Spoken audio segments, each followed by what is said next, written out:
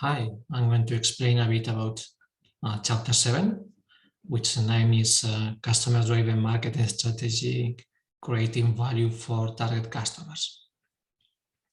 We are going to start with an introductory case of AirAsia, which is a low-cost company in Asia. The airline industry is traditionally segmented into different segments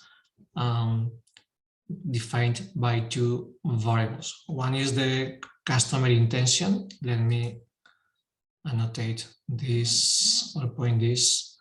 The customer intention that can be for flying, that can be whether for leisure or for business. And then the fair pricing, that can be whether low cost or traditional. There is also another segment which is specific, which is the charter segment. Then the low cost is a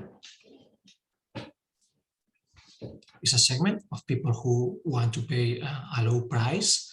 They typically fly for leisure, but they sometimes might also fly for businesses.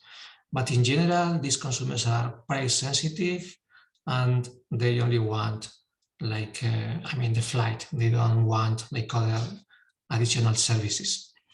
Whereas the traditional segment,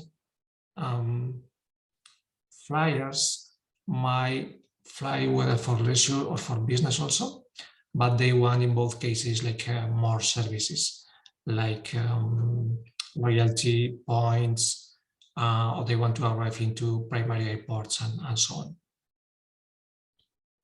Okay, we have here some companies targeting these segments. For example, Ryanair. Ryanair targets mainly the low-cost leisure segment.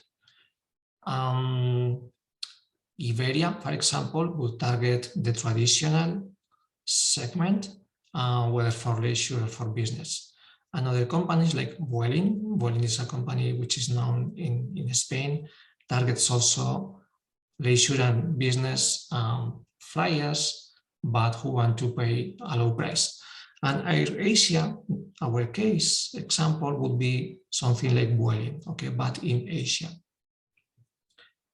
So the product of this company can be defined as a sold-out flight with no flights for the price-conscious consumers. And this company, to cut costs, they have a narrow seats.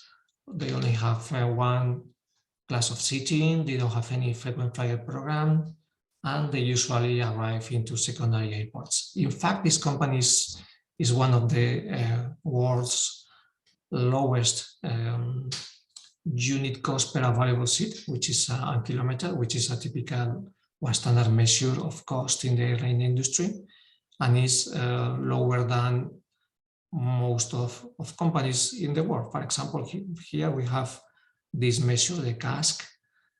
We have here what is Asia. Asia is here, is much lower than other companies. Okay? So for example, we have here Ryanair, which is has very low cost also, but AirAsia has even lower.